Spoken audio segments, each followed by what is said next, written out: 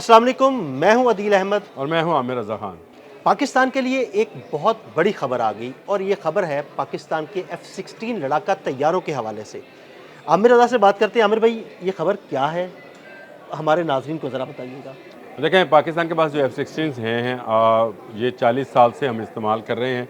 और मैं ये अक्सर कहता होता हूँ कि ये हमारा फ़ज़ाइया का जो है सिग्नेचर जहाज़ है। यानी ये एक ऐसा जहाज़ है जिसके साथ हमारा लव है। बिल्कुल।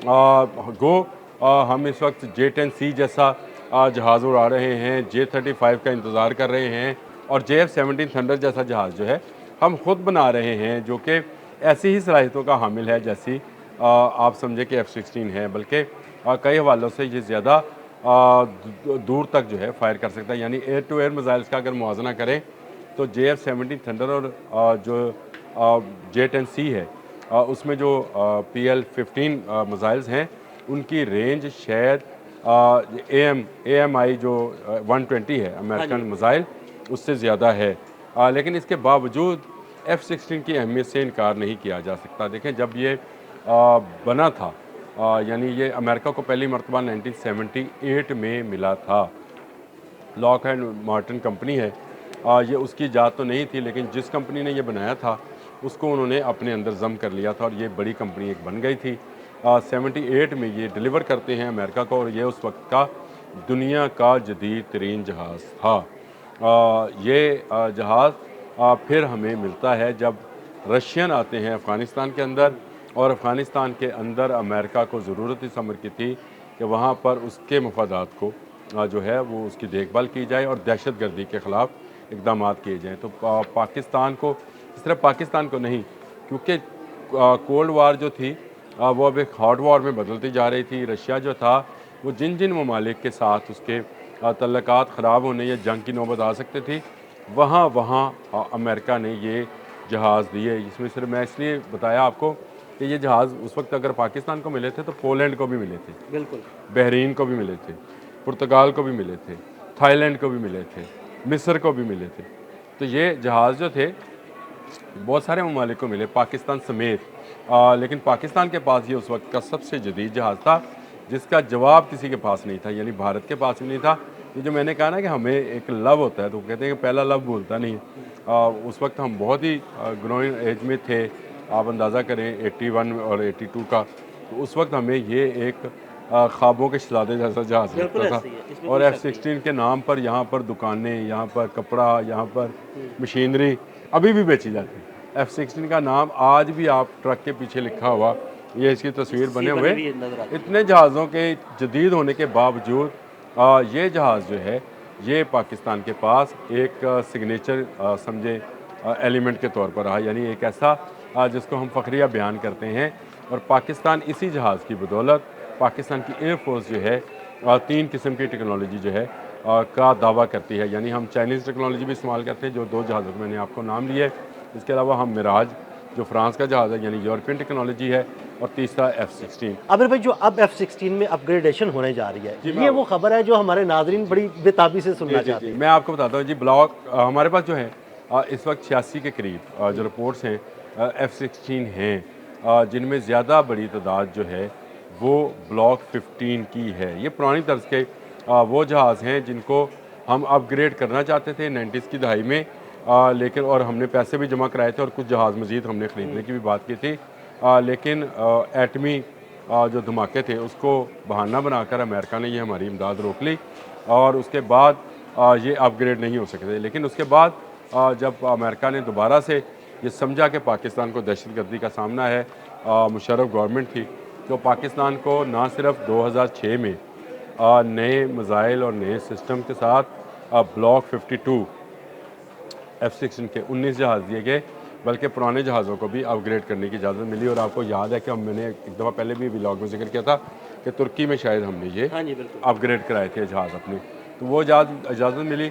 लेकिन आपको पता है कि आने वाली हर टेक्नोलॉजी जो है वो बदलती रहती है। जिस तरह से हम मोबाइल फ़ोन का इस्तेमाल करते हैं, तो कुछ अरसे के बाद मोबाइल फ़ोन जो हैं वो ख़ुद आपसे कहते हैं कि इसको अपग्रेड कर लें, या आप इसको मॉडल को चेंज करें, क्योंकि नई आने वाली चीज़ें जो हैं वो होंगी। तो पाकिस्तान का अरसे से ये मुतालबा रहा है कि हमारे पास जो इस वक्त F-16 हैं उनमें radar, avionic system, electronic system, data collection के जो सिस्टम्स हैं उनकी तब्दीली की ज़रूरत है और नए हिसाब से इसकी तरबियत की भी ज़रूरत है और नए मिसाइल की ज़रूरत है। हमारे पास जो AIM 120 जो है ये 2006 में आया था ब्लॉक 52 के साथ, लेकिन इसमें अब वो C क्लास था, अब इसमें मज़ीद तरक्की हो गई है। और आपको याद है कि पिछले दिनों जो इस मिसाइल को एयर टू एयर मिसाइल को बनाने वाली कंपनी थी, उसको एक लिस्ट फराहम की गई थी कि आप इन ममालिक को ये मिसाइल दे सकते हैं और उसमें खुशकिस्मती से पाकिस्तान का भी नाम शामिल था। तो ये अब MRM जो मिसाइल्स हैं ये पाकिस्तान को साथ मिलेंगे। इसमें जो है बॉम्ब्स भी जो हैं वो भी मिलने जा रहे हैं और इसके साथ साथ जो मैंने आपको बताया कि इसमें रडार और सिस्टम्स और बाकी चीज़ें जो हैं मिलने जा रही हैं। अब आपको मैं अगली बात खबर देता हूँ कि ये अहम क्यों है। जो आप कह रहे हैं खुशखबरी ये है कि इन तमाम जो तकनीकी तब्दीलियाँ हैं जो कि पाकिस्तान अब कर पाएगा, उसके बाद ये जहाज़ 5th जनरेशन के जहाज़ के मुकाबले का हो जाएगा। आमिर भाई ये तो बहुत बड़ी खबर है। जी, ये खबर है कि ये जहाज़ जो है इन तमाम सहूलियात के बाद जो है 5th जनरेशन का जहाज़ हो जाएगा। आपको पता है कि पहले भी इसका कोई सानी नहीं है। जो इसका आमिर भाई कोई सानी नहीं है और डॉग फाइट में अभी तक इसका मुकाबला कोई नहीं कर सकता। इसका मुकाबला कोई भी नहीं कर पाएगा। इसको जब दिया गया था तो एक कदगन लगाई गई थी और एक कदगन ये थी कि ये किसी हमले में इस्तेमाल नहीं होगा। देखें, ये कदगन सब पर होती है। जो भी मुल्क किसी दूसरे मुल्क को असला देता है वो ये कहकर नहीं देता कि आप इसको लो और आप इंडिया पर हमला कर दो, आप अफ़गानिस्तान पे हमला कर दो, आप थाईलैंड पे हमला कर दो, जापान पे, चीन पे।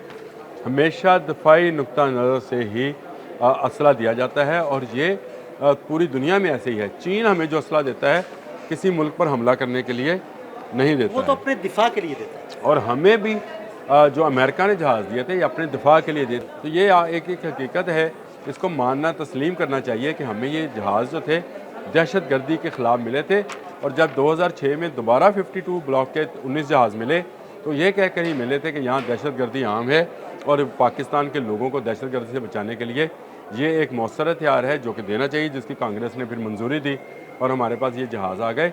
एक बड़ा फ्लीट हमारे पास इन जहाज़ों का मौजूद है जो मुल्क की दफा के लिए है।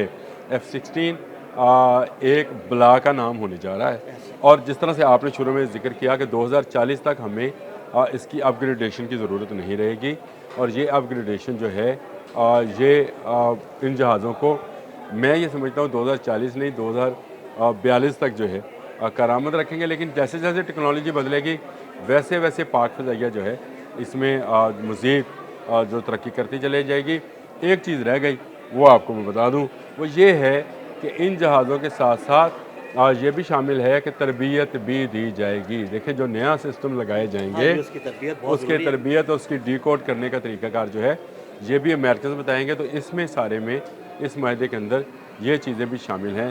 तो पहले ही हम अपना JF-70 थंडर ब्लॉक 3 बनाए बैठे हैं, J-10C ले रहे हैं, J-35 जो 5th जनरेशन का जहाज़ है वो है। अब ये जहाज़ भी जो है 5th जनरेशन बनने जा रहा है।